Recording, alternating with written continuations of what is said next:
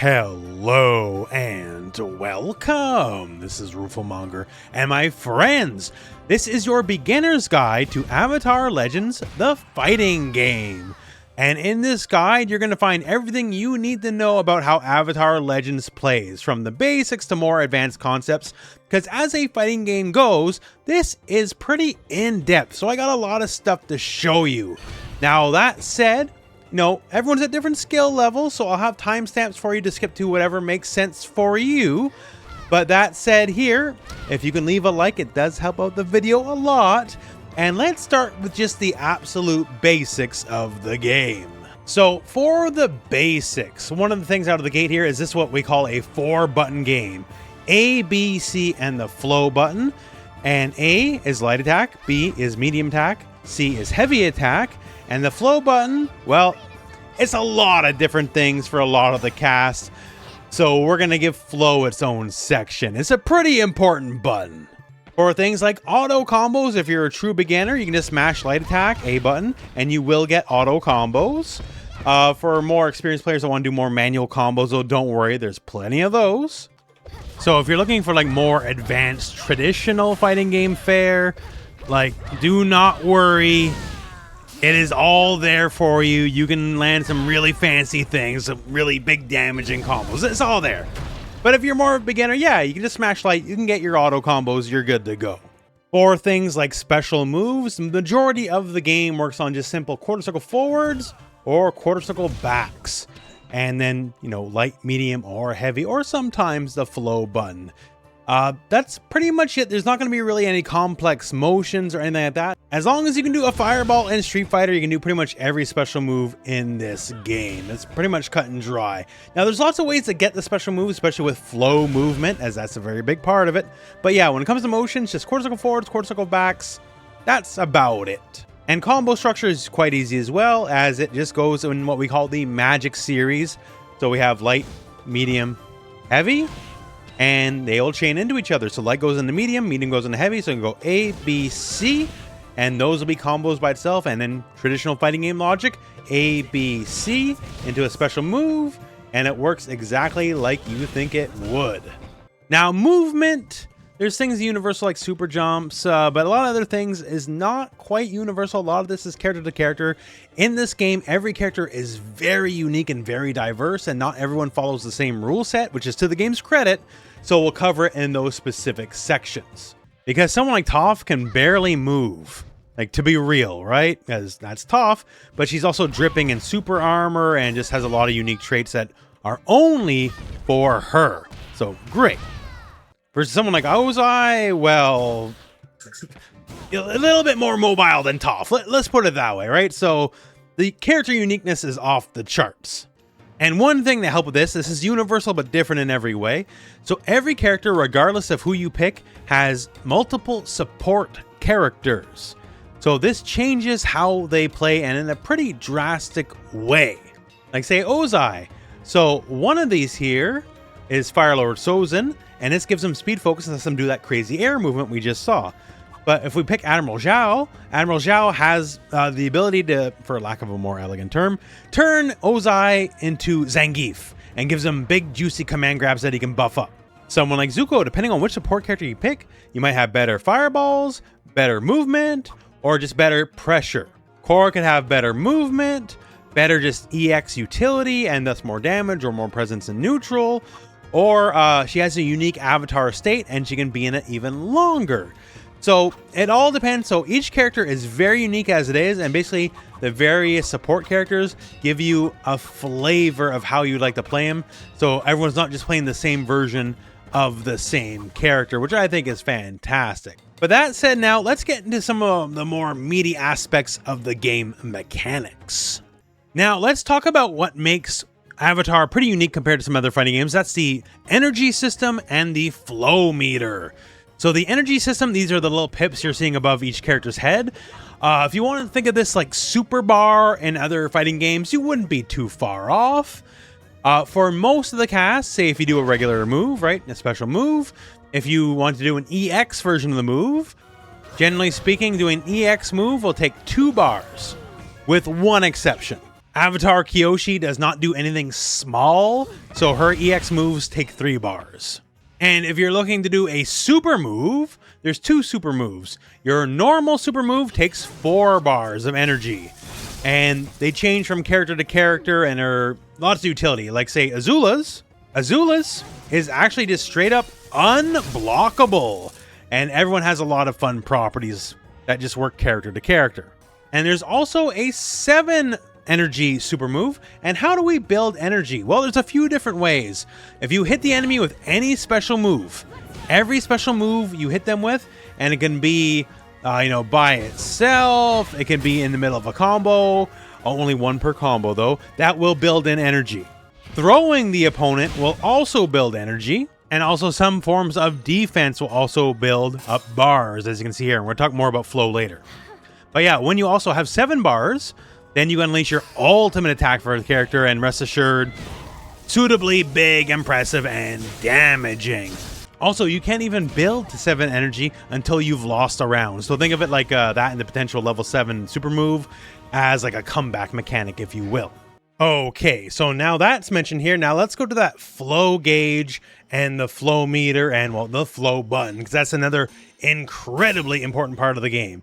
You can see here just when I'm holding flow, my meter is filling up, so it'll drain your flow gauge just to give you super meter. So if you need meter on demand, this is a way to get meter on demand. It also helps that while you're holding the flow button, this is effectively, if you want to call it that, your parry.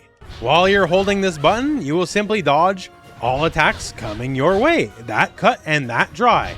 So seems pretty valuable, and well, it is very, very valuable. Just one little catch. So again, if you're doing flow stance here, you just kind of avoid everything. It's great. But it does not avoid throws. And if you get thrown while you're in the flow stance, you're going to get blown up badly. This is like worst case scenario. You're going to take some flow gauge damage. You're going to take more damage. You're going to get juggled. And as you can see here, like, you're just going to get blown up real bad. So, yes, the flow button will get you out of just about everything. But if you get thrown, it's a potential game over scenario. And also notice here, we're both gray. When that flow gauge runs out, you're unbalanced, and that comes out with a lot of problems. We're going to loop back to that because that's actually a potential game over scenario to be unbalanced. But yeah, so just holding flow, okay, it's basically a giant defensive move. Now, what about down flow? So this is another defensive move. Now, this is different character to character. So like Azula, who does not by design have great defense, she just goes down in place, and it lets you basically low profile, high coded attacks.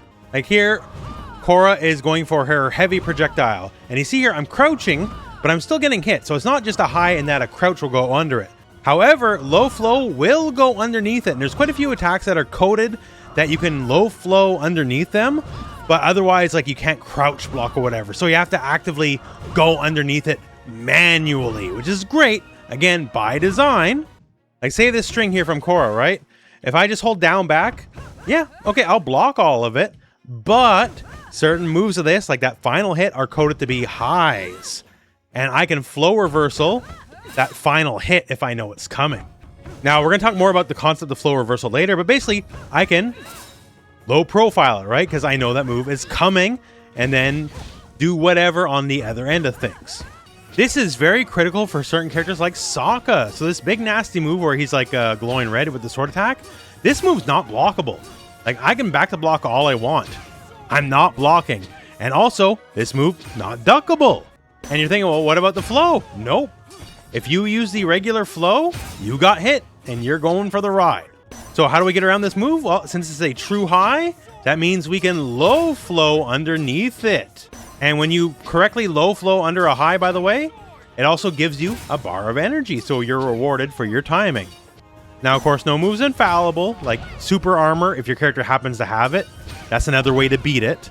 But yeah, so keep in mind the game by design has lots of moves that allow you to go underneath them.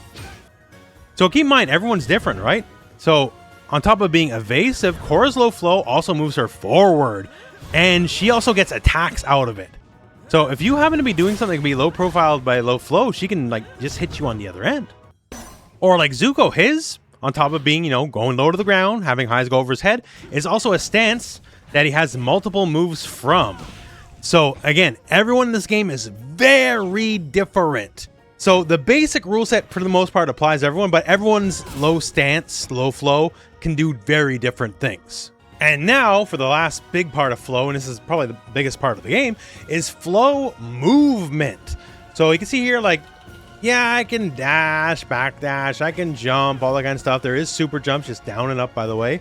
But what if we just run in, right? What if we just do that? Or like some crazy backdashes out. So that, for Zuko, is just forward flow or back flow. But the thing is, it's very, very, very different character to character. So for Zuko forward flow, I don't get normal attacks. This is not a normal run, if you will. This is actually a stance that gives me different options. And if I'm jumping, it's kind of like a double jump if I hit forward or back flow. Okay, sure. But now let's try someone else. All right, so for someone like Kyoshi, she already can run. She doesn't dash like Zuko and some of the other. She just runs. I can just run and do whatever. So if I hit forward flow, oh, she just kind of goes up in the air. Okay. And if I hit back flow, oh, she does a defensive spin backwards. And unlike Zuko, who has like a kind of a double jump in the air, her movement in the air with the flow is just running. Because Kyoshi just is kind of the best avatar of all time. She can just run in the air. For Aang, backflow is a gigantic leap forward. Forward flow is a stance, actually, that he has multiple unique attacks out of. So again, very different. And if we're doing flow in the air, then we're busting out the kite and we're like doing all sorts of weird air angles. And Ozai! So yeah, flow's kind of a big deal because you can just do a lot of weird stuff with it, is what I'm trying to say. It's unique for every character. It affects your movement, and that's great. And then there's flow cancels. Now, there's going to be some exception to these rules here, but as a general rule, command normals, so like say Korra, forward heavy punch, not just heavy punch, but forward heavy punch. Command normals are flow cancelable. So I can go like A, B, C, and from there, go forward heavy punch. And from that, I'm allowed to cancel into a flow move. Then go in this, into that forward heavy punch, and then do my forward flow. And then just do whatever I want. So command normals can be flow canceled, which is very useful. But there's also other things that can be flow canceled. Specifically, light attacks can also be flow canceled. Flow moves, like if you're already in a flow, that can also be flow canceled. So say for Kyoshi, since her forward flow kind of puts her in the air, you can cancel that into her air flow and then just start running in the air. And guarding can be flow canceled, as you can see here, which we talked about earlier for looking for, like, you know, gaps in the opponent's offense. And this game being this game, you're going to find exceptions to the rules all the time. Like Sokka can just flow cancel any normal because Sokka and he just gets to do that. That's kind of his thing. But this is useful for a lot of ways because something like this can give Korra a lot of her combo potential because she needs that to get some of her combos going. But there's a lot more ways for it to be useful. Like say I'm just checking you with lights, right? So on block, I can flow cancel on my way in, maybe go for a throw, or maybe I don't like where I'm at here and I can just use it to escape and to kind of reset my position because I get to flow cancel some of these attacks, right? Korra's actually a great example because she can do some nonsense like this and then immediately work her way back in, right? After trying to build some space to evade. Everyone's got all sorts of stuff here. Like Zahir can use flow cancels to go right into flying. Flows and flow cancels just kind of give a lot of potential for shenanigans. So again, you can flow cancel from any light, command normal, other flow move, or while you're blocking as a flow cancel of your block. And this is one of the biggest cases of exceptions to other rules because there's a lot of exceptions to these rules depending on the character or depending on the support character, the variation they pick. So keep that in mind. But yeah, the flow system in general, very, very powerful.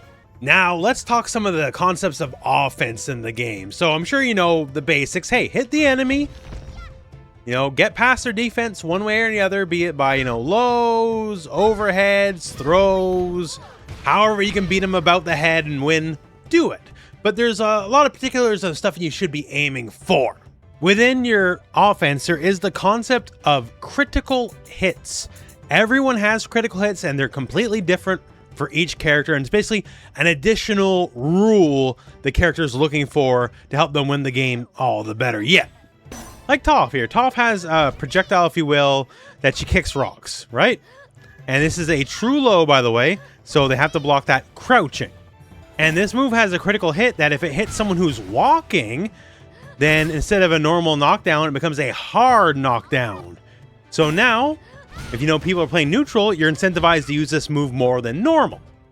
Korra, it's crazy and reckless, but she has basically what you call an uppercut style move, right? Now say I run screaming in with a flow attack and just go for it. Look at my energy gauge. Wait, what? How come I gained so much out of the gate? Well, I fulfilled 2 critical hits. 1 is just hitting the move. 2, you might notice here where it says first attack. Now Korra, unlike every other character in the game, desperately wants that first hit. She will get a bonus energy as a critical hit just by getting the first hit. So you're inspired to play reckless, if you will. And on top of that, doing your invincible and very unsafe on block move, if you do it off the flow, that is also another critical hit condition. So Korra in the show, if you haven't watched, spoilers, she's a little bit reckless. Let's put it nicely, right? She's a little bit reckless and maybe doesn't think things through. Yet in the context of the gameplay with the critical hit system, she's rewarded for playing recklessly. So some of these kind of reward you for just doing what you're supposed to be doing anyways. Like say for Zahir, right? If he manages to hit you with the whole team during a round, then you'll get extra energy for it because they're using the whole team. Specifically though, say Pali, if she gets hit multiple times in the same round, then he'll become untethered because her, not to do any spoilers, but her getting beat up, let's put it that way, is a bit of a plot point. And if she gets beat up a bit too much, then flight becomes free for him. So on top of just having your character, having your moves, these are all things you want to be aiming for in a match. Another thing to be aiming for is always aim for the throw. Throws are useful in every sense of the word, of fighting games usually are, but they also give you 1 energy every time you do it. They'll also give you a critical hit if you catch them in a flow stance, and thus you'll just get a full combo. Also, it's just a bit of a me thing, but the rough throw distance in this game is a little bit higher than the average fighting game, I would say. So, go for it. Also, this is offense and defense, I guess, but air throws. So air throws are actually just one of your fastest attacks in the air. So if people are just coming at you with aerial attacks nonstop, since there's not that many anti-air reversals in this game, kind of go for it. It's a good way to kind of just snipe people out of the air. Also, when it comes to stuff like trying to work your way in, keep in mind that super armor, while it's a bit character to character, is technically a universal trait. And basically, if you have a move where you can turn green during the move, that means your move has super armor. And characters like Toph especially have that in great spades. So if you're just looking to bully your way in, it's a really strong way to do it. And it's strong offensively and defensively, admittedly. So if you're struggling your way in against zoning, it's a way in. And since we're in the offense section, let's talk a bit about just combo structure. So the game being the game, you can just go A, B, C, special move, and yeah, that's gonna work. Now, obviously, the way it works is different character to character, but the idea is generally, okay, at some point, we gotta get them in the air to get a juggle. So for someone like Toph, I can just go for a pillar. The pillar will launch them. And from there, after my A, B, C, I can go pillar, and I can go for a quick shoulder check, sure. Generally, the more meter you spend on enhanced moves, EX moves, the better your combo results are gonna be. Like say Toph, right? The A, B, C pillar, if I do the regular pillar, it leaves them a little far away. But if I do the enhanced pillar, leaves them quite a bit closer, as you can see here, as well as leaving the pillar itself. Now, since we're spending meter and this has a better juggle, I can dash forward and then keep the combo going. And since I hit them through the rock there, that actually further extends my combo. And since we're doing that, well, then we can get kind of righteous on this here and just really bop the opponent screen to screen. Everyone has different combo structure, to be sure. Don't worry though, there's all sorts of combo trials for all the characters, so feel free to try them out. One thing to note about combos though, and specifically against burned out foes. So when you're burned out or unbalanced, as the game would put it here, when you're low in the flow and getting back up, it's a bad spot to be. So one, every hit is a counter hit out of the gate. Every knockdown becomes a hard knockdown on top of that. Every throw becomes the critical hit version of the throw. Oh, and your 7-bar super just automatically kills the opponent. It's literally game over. If they are unbalanced and you hit them with your 7-meter super move, they're dead. It is actually just game over. So think of this like an instant kill state. So if they are unbalanced, burned out, whatever you want to call it, you hit them with 7-meter super, game over on the spot. So this is a lot more deadly than other comparable fighting game burnouts, basically, is what I'm saying. So when the opponent is in this state, this is when you really want to go all out on them. Now, when it comes to defense actually is very easy in this game. Obviously, if you get hit, you get hit. It's not ideal, but say you're knocked down, right? Knocked down, there's lots of okie, lots of situations in this game. And this game is literally as easy as this. So when you're knocked down, you can just wake up in place. Sure, like you don't have to do anything to do that. Or if you hold back, you tech back. Done. If you want to go forward, tech roll forward, just hold forward, done. Say you're in the corner. Okay, I want out of the corner, hold forward, I'm out of the corner. Like it's actually that easy. It's not to say you'll never be chased down or whatever, but the defender has a lot of great options when it comes to just getting out. It's as simple as holding back or forward, whatever one you think is good for the moment. Say you get to recover in the air, like sometimes a combo drops or like something happens, right? You can just neutrally flip out if you don't touch anything. But again, just influenced by direction. So say I hold forward and the first moment I can flip out, if there's a moment, I will tech forward instead. Much the same here, I'll just hold back. And if there's a moment to tech out, I'll just tech out back instead. So it's as simple as holding forward or back, but you can do even better yet. Like say I'm going to get thrown into the corner, right? And I don't know, for whatever reason, they have a sick setup that they know I'm going to try to roll out. So what do I do then? Simply same deal, but hold the flow button instead. In this situation, if I'm hitting the flow button forward, boom, I am now all the way out. I can permanently lock out my flow gauge just for a little bit. It's not that long. And yes, that sucks. But if you want out for sure, whatever direction you're going to tech that direction while holding flow, and you'll basically roll twice as far as you did before. And it's as much the same applicable in the air. So again, hold the direction or hold flow in a direction and boom, you're out. And it's up to the enemy to determine which way you're going to go, stay in the corner, roll out of the corner, or whatever you're going to do mid-screen. Up to you. You get the choice. Now, what about combos that go on just a little bit too long, right? Like this combo here is real match practical. And it takes a lot of meter, sure, but like, yo, it works. But you notice here at the end where like those explosions start happening, right? So if for whatever reason you find yourself in an absurdly long combo and you start seeing those explosions, just hold a direction and hit any button. And then basically I'm just smashing here at this point, right? And then boom, I'm out. So that's basically infinite combo prevention. If a combo is either infinite for whatever reason or just simply too long, the game will say, okay, you know what? Tap out, mercy. We're going to give you a free combo breaker. You're out. So again, these are basically overlong combos, right? So if a combo seems to be a bit too long or is for whatever reason an infinite, if an infinite gets figured out, just hit button, specifically hit flow, hold a direction, and once you seen those flashes, boom, you're out of the combo, you're free to go. Also, in situations where you're just blocking, right? And maybe you're in a situation you don't want to be in, like maybe you're worried about chip damage or a myriad of other reasons, just hit flow and heavy while you're blocking at the same time, and you will spend some of your flow gauge. You'll spend half your flow gauge, and just like the flow roll, you'll lock yourself out a bit, but you will send them packing on the other end and just a big old, hey, get out of here, right?